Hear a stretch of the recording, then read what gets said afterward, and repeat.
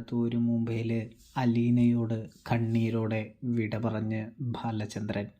സത്യം പറഞ്ഞാൽ ബാലചന്ദ്രൻ അലീനയെ കയ്യിൽ സ്റ്റാലിന് വിട്ടുകൊടുക്കുകയാണ്.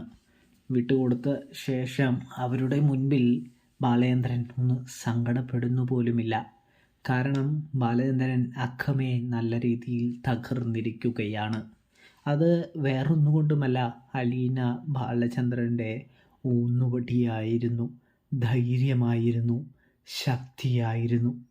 ഇനി ആ ശക്തി തൻ്റെ കൂടെയില്ല.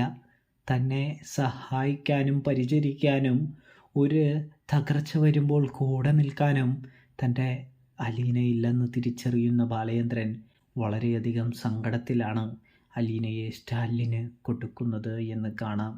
ഇപ്പോഴും ചിരിച്ച മുഖത്താലെ ഉള്ളിൽ നീറിക്കൊണ്ട് നമ്മുടെ സ്റ്റാലിന് അലീനയെ കൈമാറുകയാണ്. ഇവിടെ ബാലചന്ദ്രൻ സേഫായിട്ടിരിക്കുമോളെ എന്ന് പറഞ്ഞ് പടിയിറങ്ങുമ്പോൾ അലീന ഓടി വന്ന് ബാലചന്ദ്രനെ കെട്ടിപ്പിടിച്ചിട്ട് പറയുന്നുണ്ട്, അച്ഛനെ വേർപിരിയാൻ എനിക്ക് സാധിക്കുന്നില്ല എന്ന്.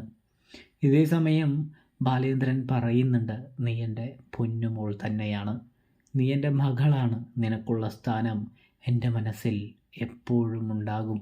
നിനക്ക് എപ്പോൾ എങ്ങനെ വേണമെങ്കിലും എൻ്റെ വീട്ടിലേക്ക്, നമ്മുടെ വീട്ടിലേക്ക് വരാവുന്നതാണ്.